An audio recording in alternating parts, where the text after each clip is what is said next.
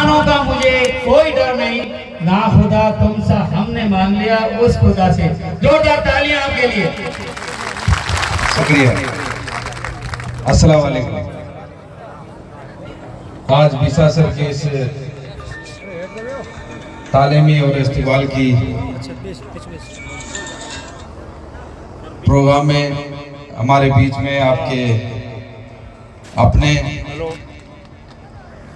हमेशा आपकी खिदमत करने वाले,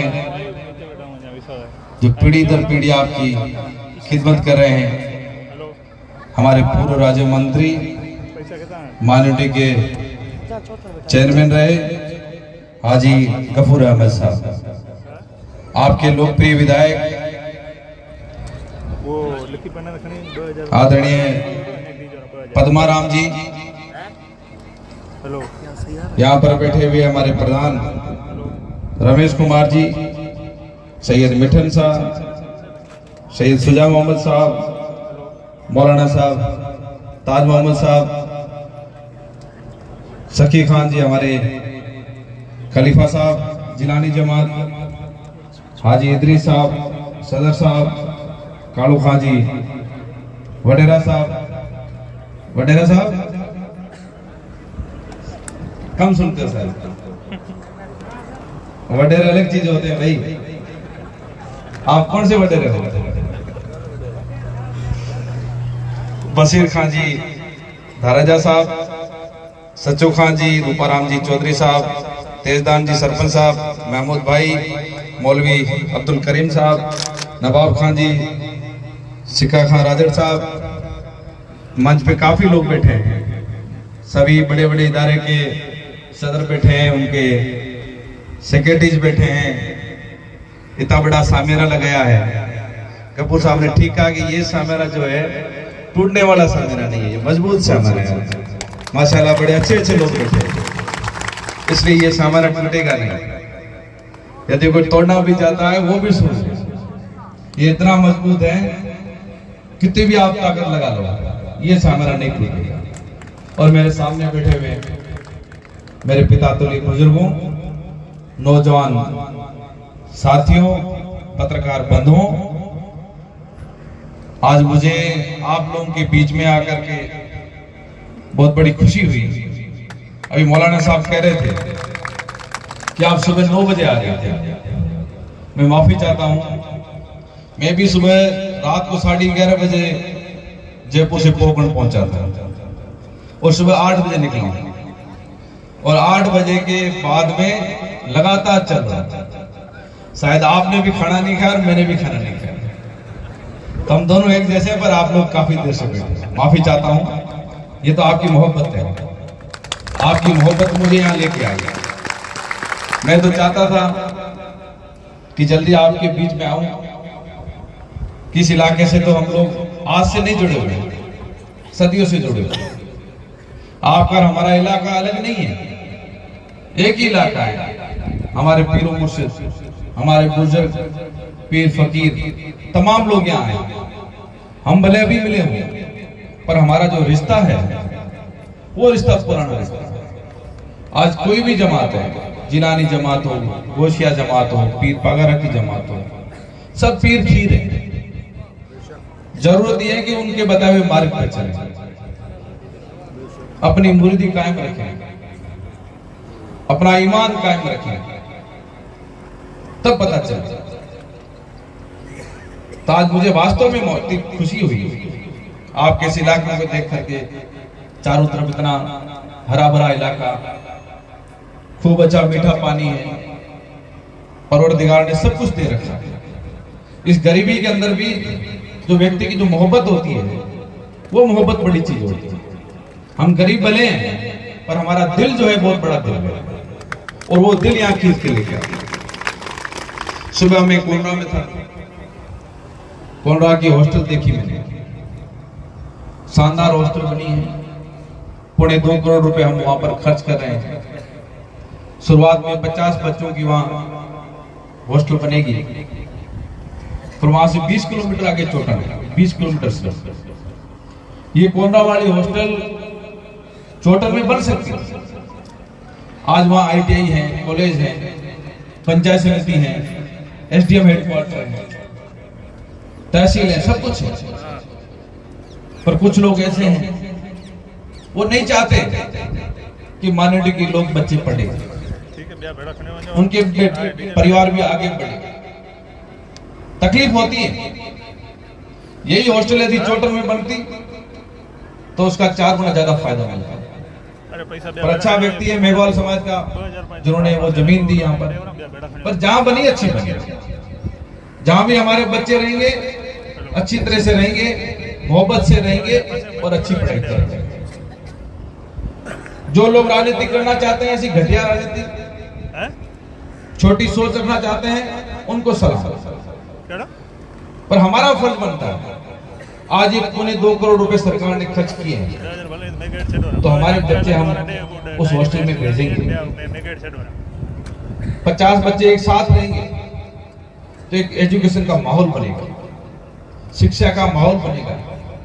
वो अपने वहां अच्छी से तैयारी करेंगे, एक दूसरे का कंपटीशन होगा, वो बच्चा आगे बढ़ेगा। आज 5 बच्चों ने वहां एडिशन लिया।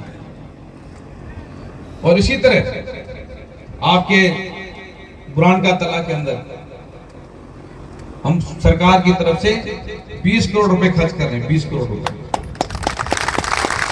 वहां पर आवासीय विद्यालय बनेगा, हमारे बच्चे वहां पर पढ़ेंगे।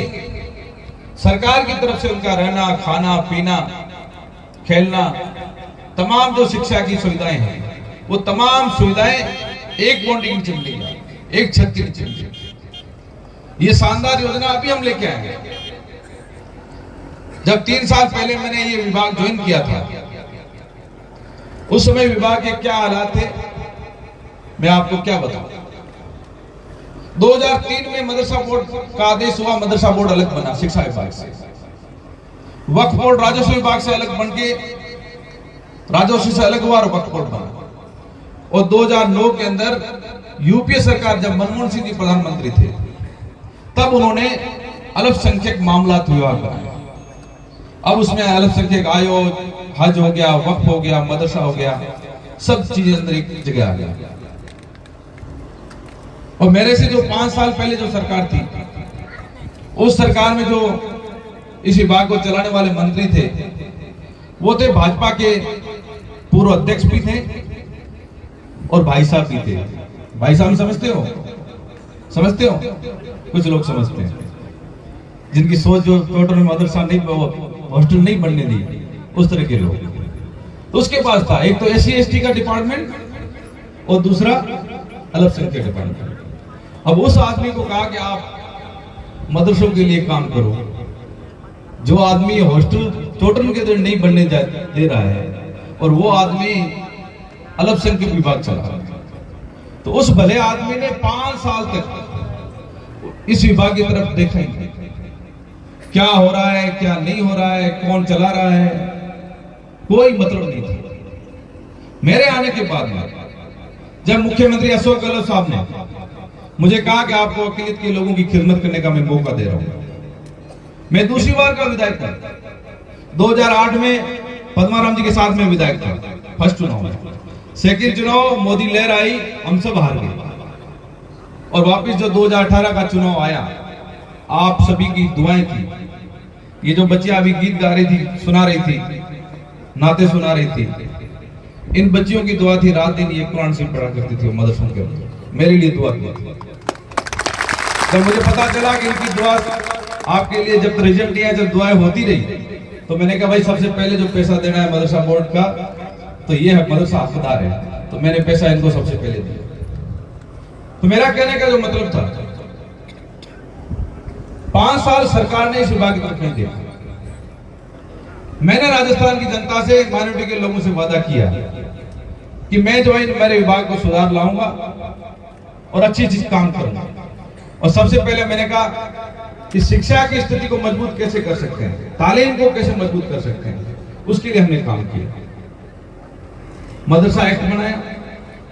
आज मदरसा एक्ट बन गया तो उसके अपने फायदे हैं, और मैंने अपने उसके रूल्स भी बना दिए।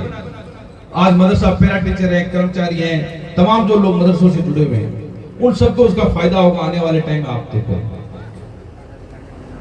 फिर मैंने मदरसों के लिए मैंने कहा भाई एक तो बन गया, कई ऐसे मदरसे हैं उनकी छत भी नहीं है, वो बच्चे बैठे तो कहां बैठे। तो मैंने अपने विभाग से एक स्कीम बनवाई कि सरकार की तरफ से मदरसों की आधारभूत संरचना बने, तो मदरसा मुख्यमंत्री मदरसा आधुनिकीकरण योजना हम लेके आए। जो 5वीं तक जो मदरसे हमारे हैं उनको हमने 15 लाख रुपए दिए, और जो 8वीं तक के हैं उनको हमने 25 लाख रुपए दिए। आपके बाड़मेर के अंदर भी हम लगभग 1.25 करोड़ रुपए मदरसों के ऊपर खर्च करें नए बिल्डिंग भवन के लिए। अभी मौलाना सकीम साहब या उससे पहले कुछ मौलाना साहब कह रहे थे कि मदरसों में और सुधार करने की जरूरत है। हाँ, हम सुधार करेंगे। आप लोग सुझाव दे रहे हैं, सुझाव पे हम काम करेंगे। मेरा डिपार्टमेंट आपके सुझाव पे काम करेगा। मुझे मुख्यमंत्री जी ने कहा है कि आप जितना अपने विभाग में अच्छा काम कर सकते हो, जो आप निर्णय लेना चाहते हो आप निर्णय फ्री हैंड लो। आपको पैसे की कमी मैं नहीं आने दूंगा। ये राजस्थान के मुख्यमंत्री अशोक गहलोत साहब,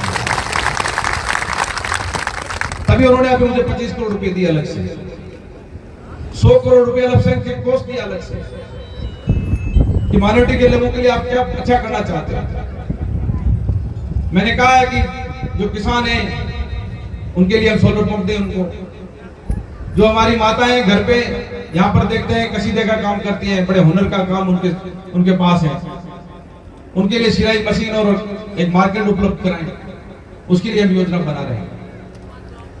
ऐसे तमाम काम किए हमने। हर चीज में हमने देखा है कि माइनॉरिटी के लोग किस किस चीज से जुड़े हुए हैं और उनके लिए हम अच्छा काम क्या कर सकते हैं, वो सब हमने निर्णय लिया। मैं बताऊंगा तो बहुत लंबा हो जाएगा। और जब ये आज जो हॉस्टल बना है राजस्थान में, मैंने जब ज्वाइन किया था पूरे राजस्थान में सिर्फ 8 हॉस्टल थे, सिर्फ 8 हॉस्टल, वो भी कुछ जिलों में और संभाग स्तर पर। और मैंने आते ही सबसे पहले राजस्थान के अंदर सरकार की तरफ से 50 हॉस्टल अब चलने शुरू हो गए हैं, 50 हॉस्टल। और 50 हॉस्टल और हमने दिए हैं जो एनजीओ चलाएंगे, स्वयं से संस्थाएं चलाएंगे। उसमें सरकार की तरफ से हर महीने एक बच्चे के लिए 2500 रुपए खर्च होगा, उसका खाना पीना रहना सब व्यवस्था उसके अंदर। और जो हम पुरान के तालाब में जो बना रहे हैं आवासीय विद्यालय, ऐसे पूरे राजस्थान के अंदर 8 आवासीय विद्यालय बना रहे हैं, 8। वो नवोदय विद्यालय की तर्ज पर होगा, सरकार की सब उसमें व्यवस्था होगी। और धीरे धीरे में कोशिश है कि बच्चे भी हमारे जो 2 साल हैं हर जिले और संभाग स्तर पर हमारी हॉस्टल हो जाए, हर ब्लॉक स्तर पर आवासीय विद्यालय हो जाए। ये सब चीजें हो जाएगी तो हम तालीम अपने आप मजबूत हो जाएंगे। हमारा विभाग ये सब चीजों पे काम कर रहा है, आपको कोई चिंता करने की जरूरत नहीं है। राजस्थान के मुख्यमंत्री अशोक गहलोत साहब हमेशा उनकी सोच रही है कि जो अकिलियत के लोग हैं, SC/ST के लोग हैं, जो कमजोर वर्ग के लोग हैं, उन लोगों की खिदमत करो। और हमें कहते हैं कि आप लोग जो भी काम करो, जो लास्ट पंक्ति में गरीब व्यक्ति बैठा है उस आदमी के आंख में आंख डालकर फैसला करो, तो आपके हाथ से कोई गलत फैसला नहीं होगा।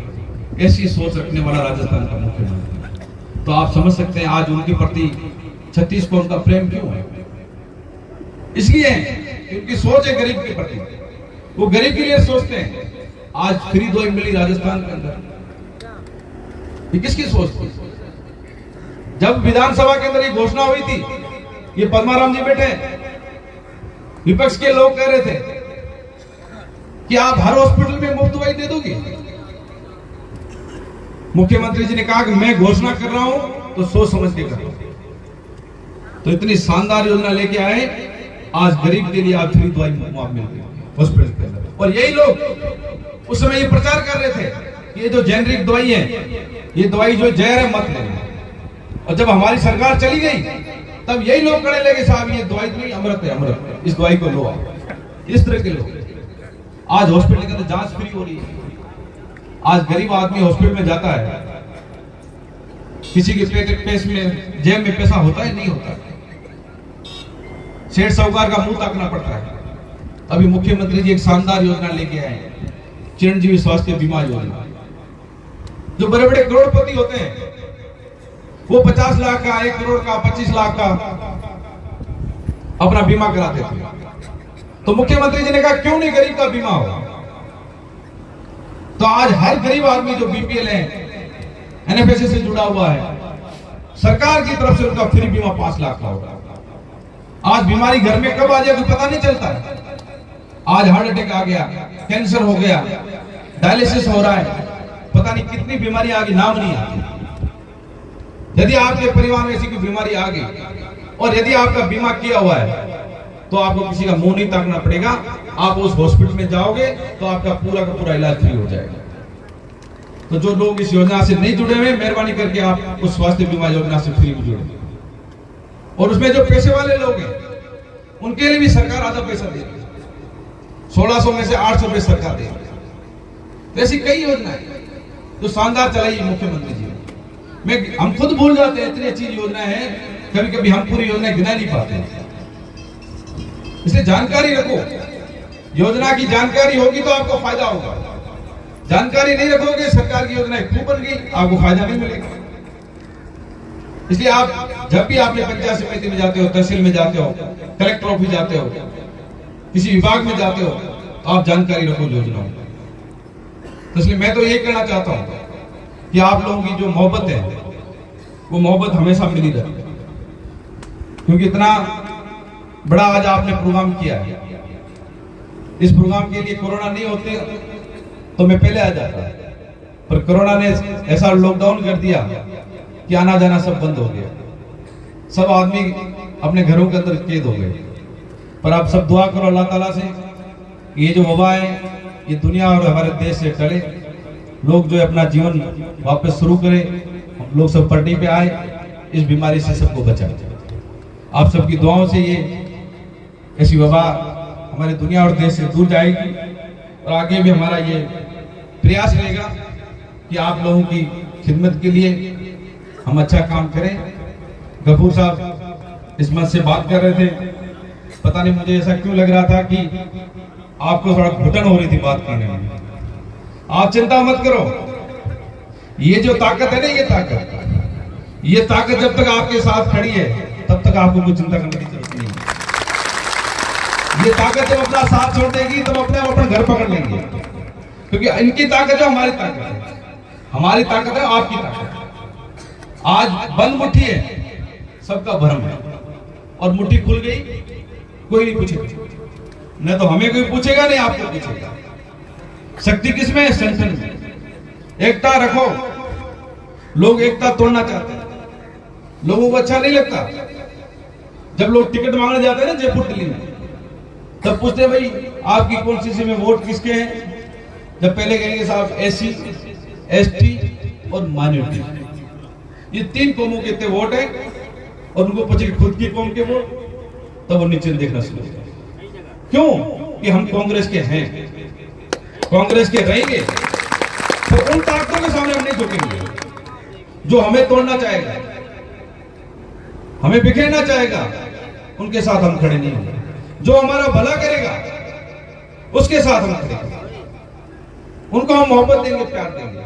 इसलिए मेहरबानी करके वो लोग जो मैं उनसे कहना चाहता हूं, आप कितनी भी साजिशें कर लो, आपकी साजिशें कभी कामयाब नहीं होने वाली। आपकी एकता है जो सब कुछ है, और एकता नहीं रहेगी तो कुछ भी नहीं रहेगा। इसलिए बच्चों को तालीम दो।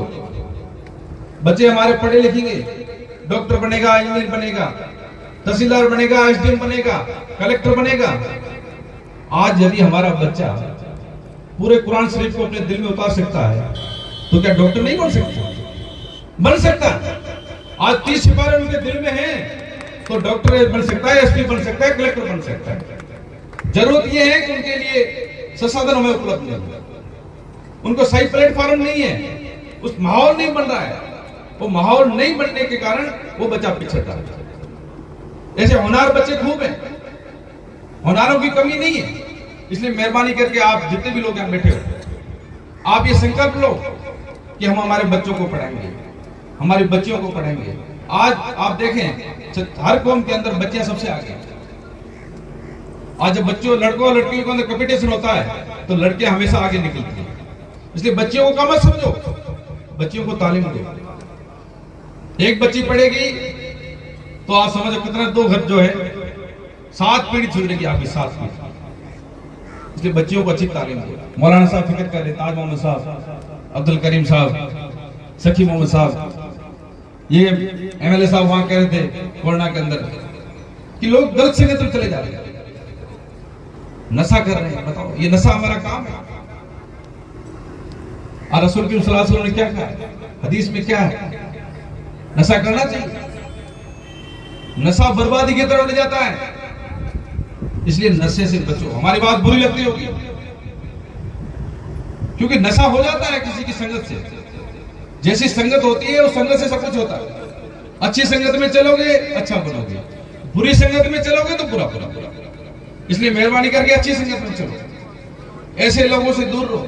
आज के महंगाई के जमाने में आज अफीम खा रहे हैं, डोडापोस खा रहे हैं, तंबाकू खा रहे हैं, 100 रुपए की सिगरेट पी रहे हैं। यदि ये 100 रुपए अपने बच्चों पर खर्च करो, अपनी बेटी पे खर्च करो ना, वो कितनी आगे कामयाब हो जाएगी। इसलिए इनकी चिंता सही है। आप हमारी बात मानो चाहे नहीं मानो। लोग दोष किसे देते हैं? हमें देते हैं कि साहब ये हमारे नेता हैं, नेता लोग हमें आगे नहीं बढ़ने देते। अरे भाई, नेता क्या कर सकता है? हाथ ही जोड़ सकता है। हम तो हाथ ही जोड़ सकते हैं, करना तो आपको पड़ेगा। आप हमें कहोगे स्कूल खोलो तो हम स्कूल खोलेंगे, हॉस्पिटल खोलो हॉस्पिटल खोलेंगे, सड़क बनाओ तो सड़क बनाएंगे, पीने का पानी लेके आएंगे। और हम क्या कर सकते हैं? अपने परिवार को तो आप ही सुधारोगे, आप और हम सुधारेंगे। इसलिए मेरी बात आपको बुरी लगती है तो मैं माफी चाहता हूं, पर आप सभी लोग बुजुर्ग बैठे हैं। पीर साहब आए, जिलानी साहब, ताज मोहम्मद हुसैन साहब, उन्होंने क्या कहा? ये कहा एकजुट रहो, नशे से बचो। ये कहा नशा करो, ये कहा एकता मत करो। अभी मौलाना साहब ने कहा कि मैंने बाड़मेर में बनाई है बहुत बड़ी हॉस्टल ली है, जमीन ली है, वहां स्कूल बना रहे हैं। किसके लिए बना रहे हैं? तो पीर साहब की सोच थी कि हमारे बच्चे पढ़ेंगे तो डॉक्टर बनेगा, इंजीनियर बनेगा, अच्छी संगत में जाएगा। तो सब लोग यही कहते हैं, मानो चाहे नहीं मानो, ये आपकी मर्जी है। हमारी तरफ से जब तक हम सरकार में हैं, आप लोगों की मेहरबानी आशीर्वाद रहेगा, तब तक हम आपकी आवाज बल्कि आपकी आवाज राजस्थान की विधानसभा में। आदि साहब ने भी अच्छा काम किया, अमीन साहब भी अच्छा काम कर रहे हैं। आज आपका कोई कौम का व्यक्ति, आज देखो सत्ता के अंदर भागीदारी जरूरी है। आज कोई भी निर्णय होता है सत्ता के अंदर होता है। आप सरकार में बैठे हो, आपका आदमी बैठा है तो वो आपकी आवाज उठाएगा। जब सत्ता के अंदर आपका आदमी नहीं होगा तो आपकी आवाज उठाने वाला कौन होगा? कोई नहीं होगा। आज आपका आदमी वहां बैठा है तो वो आपकी आवाज उठाएगा। इसलिए सत्ता में भी मजबूती होना जरूरी है। चाहे वार्ड पंच बने, चाहे प्रधान बने, चाहे प्रमुख बने, चाहे लोकसभा का बने, छोटे से लेकर बड़े पद तक जाए, पर सत्ता के अंदर भी भागीदारी होना बहुत जरूरी है। और ये सब चीजें कैसे होगी? जब आप संगठित रहो। इसलिए मेहरबानी करके मुझे मुख्यमंत्री अशोक गहलोत साहब ने, क्योंकि पहली बार जो मंत्री बनता है वो राज्य मंत्री का दर्जा मिलता है, पर मुझे अशोक गहलोत साहब ने सीधा कैबिनेट मंत्री बनाया है। आज उनकी कैबिनेट में है, तो उनकी तरफ से मैं विशेष तौर से जो मुझे उनकी तरफ से संदेश जो है हमेशा ये रहता है कि अकेलियत के लोगों की खिदमत करो, उनके लिए अच्छी योजनाएं बनाओ, उनके लिए अच्छा काम करो, और जितना हो सके तालीम के लिए जितना पैसा खर्च कर सकते हो वो तालीम के लिए खर्च करो। इसलिए एक बार पुनः मैं ज्यादा बोल गया, माफी चाहूंगा। अभी और भी 2 जगह जाना है, और आज इतना शानदार इस दोहरा धरती के अंदर आपने इतना शानदार सामियाना लगाया है, मजबूत मंच बनाया है। इंशाल्लाह ये मंच मजबूत रहेगा, और आगे कहीं भी आपको मेरी जरूरत लगे, आपके साथ कंधे से कंधा मिलाकर खड़ा रहूंगा।